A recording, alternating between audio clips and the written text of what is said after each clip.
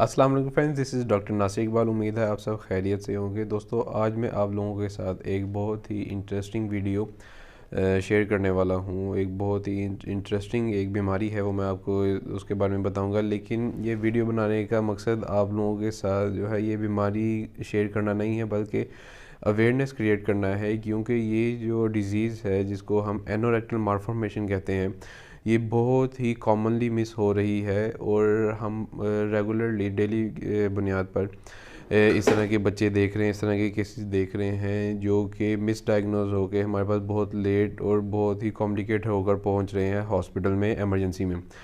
तो चलिए वीडियो को स्टार्ट करते हैं और देखते हैं कि आखिर ये एनोरेक्टल मालफॉर्मेशन होती क्या है। जी फ्रेंड्स, ये बच्चा हमारे पास आया था। तकरीबन इसकी उम्र जो है वो 3 दिन हो चुकी थी। 3 दिन का ये बच्चा था। तो ये हमारे पास जब इमरजेंसी में आया तो हुआ क्या था कि जब वो आया हमारे पास तो उसको काफ़ी ज़्यादा उसका पेट फूल चुका था, अब्डोमिनल डिस्टेंशन डेवलप हो चुकी ही थी। तो इसके जब पेरेंट्स से पूछा गया तो उन्होंने बोला कि डॉक्टर साहब, इस बच्चे की पखाने वाली जगह बंद है कुदरती तौर पर, जैसा कि आप इस पिक्चर में भी देख सकते हैं। लेकिन जो है इसमें इंटरेस्टिंग बात यह है कि ये बच्चा जो है जिस जगह पे भी इसकी डिलीवरी हुई, इसका पैदाइश हुई, तो उसके बाद इस बच्चे को एक पीडियाट्रिशियन को भी दिखाया गया और उन्होंने इसका चेकअप करके बिल्कुल नॉर्मल करार दे दिया। लेकिन जब उसके बाद डिलीवरी के बाद 2 दिन तक बच्चे ने स्टूल पास नहीं किया, पखाना नहीं किया, तो फिर घर वाले थोड़ा सा कंसर्न हुए। तो वो एक दूसरे डॉक्टर के पास बच्चे को लेके गए। तो वो जो है डॉक्टर साहब ने बच्चे का मुआयना किया थॉरली, और फिर उन्होंने बताया कि भाई बच्चे की तो पखाने वाली जगह ही बंद है, बच्चे की तो पैदाइशी तौर पे पखाने वाली जगह ही नहीं है। तो फिर वो घर वाले बच्चे को लेके फ़ौरन भागे और हमारे पास हॉस्पिटल में आए।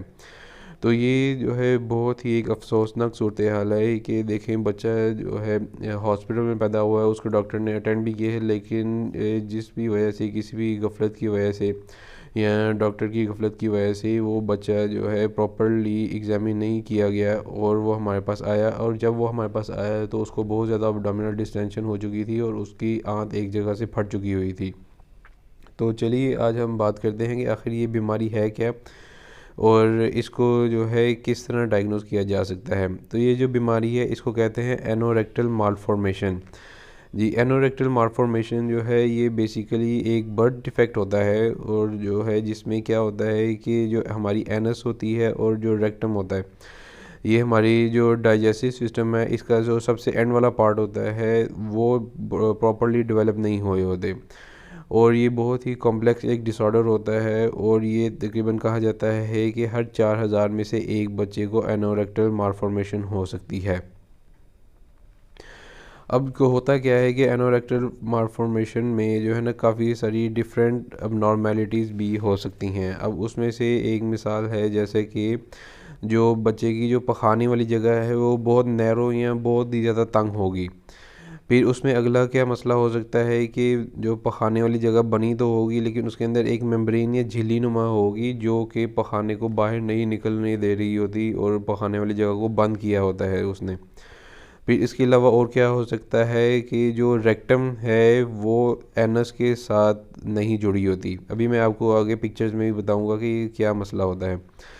और फिर इसके अलावा और क्या है, इसमें इस बीमारी में मसला हो सकता है कि जो रेक्टम है वो हमारे जो यूरिनरी ट्रैक्ट है, यानी कि जो मसाना है, जो हमारी पेशाब वाला सिस्टम है, उसके साथ जो पखाने वाला सिस्टम जुड़ा होता है। ये एक बहुत ही कॉम्प्लिकेटेड एक ये केस होता है। और ये जो इस रास्ते को जो कहते हैं, जो पखाने वाला रास्ता जो पेशाब वाले रास्ते के साथ जुड़ा होता है, ये जो उसको कम्युनिकेशन को फिस्चुला कहते हैं। जी, अभी जो है ना, अब होता क्या है कि इसकी टाइप्स कौन सी होती हैं। अब वो जो है एनोरेक्टल मालफॉर्मेशन की डिफरेंट टाइप्स होती हैं, लेकिन पहले हम डिस्कस करते हैं कि बॉयज़ में इसकी कौन सी टाइप्स होती हैं। इसमें क्या होता है, पेरिनियल फिस्टुला, फिर उसके अलावा recto bulbar urethral fistula, recto prostatic fistula और रेक्टो ब्लैडर नेक फिस्टुला। अब अब हम बारी बारी ये दोनों ये सारी चीज़ें देखते हैं कि आखिर होता क्या है। जी, ये देखें फ्रेंड्स, ये नॉर्मल एनल ओपनिंग होनी चाहिए, लेकिन ये है नहीं। ये इधर जो है नॉर्मल जो रेक्टम होनी चाहिए। अब वो क्या होगा, इसका है पेरिनियल फिस्टुला, जो नॉर्मल जगह से वो आगे उसके अंदर सुराख हुआ हुआ है बॉडी में, तो इसको पेरिनियल फिस्टुला कहते हैं। इसी तरह अब क्या होगा, रेक्टो बल्बर यूरेथ्रल फिस्टुला। अब क्या होगा, ये नॉर्मल जगह है, इधर होनी चाहिए थी लेकिन अब इधर नहीं है। ये वो क्या हो रहा है, अब ये जो रेक्टम है ये हमारी पेशाब वाली नाली के साथ, जिसको जो है बल्बर यूरेथ्रा कहते हैं, उसके साथ ये अटैच है। अब क्या होगा, जिन बच्चों में ये मसला होगा वो क्या होगा, उनके अंदर जितना भी जो स्टूल होगा वो उनके पखाने के रास्ते की बजाय उनके जो पेशाब वाला रास्ता है उसके अंदर से वो उनका पखाना निकलेगा, और उसकी वजह से अगर उसको फ़ौरन ट्रीट ना किया गया तो क्या हो सकता है कि ये पखाना जो है ग्रेजुअली ये इधर ब्लैडर में भी जा सकता है और इधर जाके ब्लैडर का इन्फेक्शन भी कर सकता है जी। इसी तरह जैसे जैसे जो है जो बीमारी ज़्यादा सीवियर होती जाएगी वो जो है उसके अंदर कॉम्प्लेक्सिटी उतनी ही ज़्यादा होती जाएगी। अब ये देखेंगे ये जो है इस मसले में क्या हो रहा है कि पिछली बीमारी में जो बल्बर यूरेथ्रा था इधर अटैचमेंट थी, अब ये जो है प्रोस्टेट जो एक हमारी बॉडी का एक ग्लैंड होता है मेल्स में, वो उसके साथ जाके जुड़ी हुई है और वो उतना ही ब्लैडर के करीब भी हो गई है। तो अब क्या होगा कि इसमें जो है अक्सर जो मोस्टली स्टूल वो उसमें ब्लैडर में जाएगा और कुछ क्वांटिटी में वो जो है यूरिथ्रा के थ्रू, पेशाब के थ्रू वो बॉडी से बाहर निकलता रहेगा। अब ये जो है ये जो बीमारी है रेक्टो ब्लैडर नेक फिस्टुला, ये काफ़ी ज़्यादा ये सीवियर और कॉम्प्लिकेटेड होती है। इसमें देखेंगे बिल्कुल ही रेक्टम जो है वो ब्लैडर के साथ जुड़ी हुई है, यानी कि जितना भी स्टूल है वो इधर से रेक्टम से होके ब्लैडर में पहले इकट्ठा होता जाएगा, फिर उसके बाद जब बच्चे को पेशाब आएगा तो बेबी यूरिन के साथ वो स्टूल पास करेगा। अब ये देखें इधर ये जितनी भी जो नॉर्मल जगह है जो उसकी जो जिधर रेक्टम होनी चाहिए थी उधर वो बिल्कुल खाली है, उधर सिर्फ और सिर्फ मसल हैं और रेक्टम बिल्कुल ही अपने रास्ते से हट चुकी है।